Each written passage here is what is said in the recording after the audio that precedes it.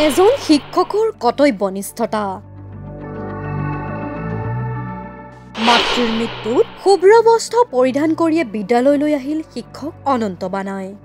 প্ৰমাণ কৰিলে ছাত্ৰ-ছাত্ৰীসকলৰ বাবে গুৰু আদৰ্শ আৰু পোষকতা দায়িত্ব আৰু কৰ্তব্যৰ বিস্তৃত পৰিসৰ থাকে যিবোৰ শ্ৰেণীকোঠাৰ বাহিৰলৈ বিস্তৃত তেওঁলোকৰ ভূমিকা কেৱল জ্ঞান প্ৰদান কৰাই নহয় ইতিবাচক শিক্ষণ পৰিৱেশ গঢ়ি তোলা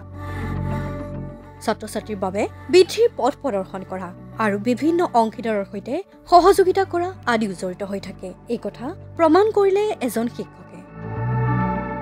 এইজন অনন্ত বানাই তেওঁ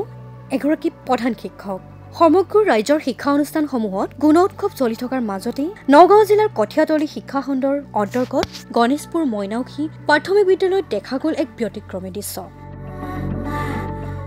মাতৃৰ মৃত্যুৰ পিছতো আদ্যশ্ৰাদ্ধ শেষ নহওঁতেই শুভ্ৰ বস্ত্ৰ পৰিধান কৰি নিজৰ কৰ্মস্থলীলৈ আহিবলৈ বাধ্য হ'ল প্ৰধান শিক্ষক অনন্ত বানাই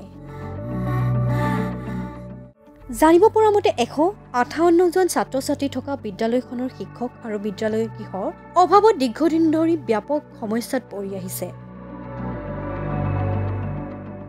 বিদ্যালয়খনৰ প্ৰধান শিক্ষক মধ্যাহ্ন ভোজনকে ধৰি অন্যান্য কাৰ্যসূচীৰ লগত প্ৰধান শিক্ষক বানাই ব্যস্ত থাকিবলগীয়া হয় যাৰ বাবে বিদ্যালয়খনৰ 6টাকৈ শ্ৰেণীত প্ৰধান শিক্ষক অনন্ত বানাই আৰু শিক্ষকৰ পত্নী এগৰাকী সহকাৰী শিক্ষয়িত্ৰী মিনি ডেকাই পাঠদান কৰাত ব্যাপক সমস্যাত পৰিছে বিদ্যালয়ত শিক্ষকৰ অভাৱৰ মাজতে প্ৰধান শিক্ষকজনৰ মাতৃ ৰাজু বানাই যোৱা শুক্ৰবাৰে বিয়োগত শুভ্ৰ বস্ত্ৰ পৰিধান কৰিয়ে বিদ্যালয়ৰ গুণ উৎসৱত যোগ দিলে প্ৰধান শিক্ষকগৰাকীয়ে মাতৃৰ বিয়োগৰ পিছত এনেদৰে শুভ্ৰ বস্ত্ৰ পৰিধান কৰিয়েই নিজৰ কৰ্তব্য পালন কৰি গ'ল অনন্ত বানাই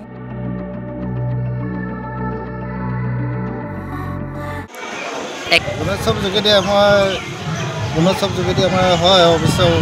উন্নতি নহয় হয় এইখিনি ল'ৰা ছোৱালীৰ আগ্ৰহ হয় গাৰ্জেনকেইটাও মানে এটা এক্সাম বুলি ভাবি গুৰুত্ব দিয়ে গতিকে আমাৰ বহুত দূৰৰ পৰা আহে কেইটামান ল'ৰা ছোৱালী এতিয়া উপস্থিত হ'ব পৰা নাই 1 কিলোমিটাৰ 2 কিলোমিটাৰ নহয় প্ৰায় 4 কিলোমিটাৰ 5 কিলোমিটাৰ দূৰত্বৰ পৰা ল'ৰা ছোৱালী আহি এইখন বিদ্যালয়লৈ পাওঁতে দেৰি হয় আৰু মোৰ স্কুলখনো 2013 চনতে পৰিচালিত হোৱা কিন্তু ল'ৰা ছোৱালীৰ অনুপাতে মোৰ এতিয়া শিক্ষক নাই মই শিক্ষাদান দিবলৈ মই অসুবিধা পাইছোঁ মাত্ৰ 2জনহে শিক্ষক আমি আজি মোৰ মাক ঢুকাল মোৰ জন্মদাত্ৰী মাক যোৱা শুক্ৰবাৰে মৃত্যু হৈ এতিয়া গুণোৎসৱ আহি থকাৰ কাৰণে মই এতিয়া এই ড্ৰেছ দি উপায় নাই এতিয়া স্কুলখন চলাব লগা হোৱাত মই নিজেই উপস্থিত থাকিব লগা হয় শিক্ষকৰ সংখ্যা কম মোৰ মাত্ৰ মিছেছে হয় মোৰ মিছেছেও আহিব নোৱাৰে কিন্তু বিদ্যালয়খনত আৰু অন্য শিক্ষক নথকাৰ কাৰণে মিছেছ মানে আহিব লগা হৈ আছে আৰু ময়ো আজি গুণোৎসৱ বুলি মই আজি এদিনো বাদ দিয়া নাই চব গুণোৎসৱৰ পৰা মই লাগি আছোঁ এতিয়াও আহি আছোঁ মাত্ৰ শিক্ষক আমাৰ 2জনে মাত্ৰ শিক্ষয়িত্ৰী এজন আৰু মই হেডমাষ্টাৰ এই 2জনে আমাৰ শিক্ষক পাঠদান কৰাটো মানে বহুতেই অসুবিধা হয় আমি 2জন ইফালে 2টা ক্লাছত সোমাই থাকিলে বাকী শ্ৰেণীকেইটা ক্লাছ কৰিব নাই দৌৰা-দৌৰি কৰি ফিল্ডতে দৌৰি থাকে অসুবিধাত পৰিছোঁ মানে বহুত অসুবিধাত পৰিছোঁ অসম চৰকাৰক এইটো অনুৰোধ কৰিছোঁ আমাৰ গাঁৱলীয়া জেগাত যিটো আমাৰ গাঁৱলীয়া সেই গাঁৱলীয়াত শিক্ষকৰ নাটনি বহুত মোৰ বিদ্যালয়খন আজি শিক্ষক 2জন ছাত্ৰ আছে মোৰ 200জন গাঁৱলীয়া জেগাত প্ৰায়ভাগ শিক্ষক কমেই হৈ আছে মোৰ স্কুলখনতে 200জন ষ্টুডেণ্ট অনুপাতে মাত্ৰ 2জনহে আমি শিক্ষক গণেশপুৰ মাইনাউচি প্ৰাথমিক বিদ্যালয়খনৰ নাম 2013 চনতে মোৰ প্ৰদৰ্শিত হৈছে শিক্ষাখণ্ড হ'ল কঠিয়াতলী ব্লক হ'ল ক্লাষ্টাৰ হ'ল আমাৰ বৰপথাৰ ক্লাষ্টাৰ এতিয়া আহ্বান জনাওঁ কাৰণ আমাৰ যিখন গণেশপুৰ মাইনাউচি প্ৰাথমিক বিদ্যালয় আছে ইয়াতো ল'ৰা ছোৱালীৰ অনুপাতে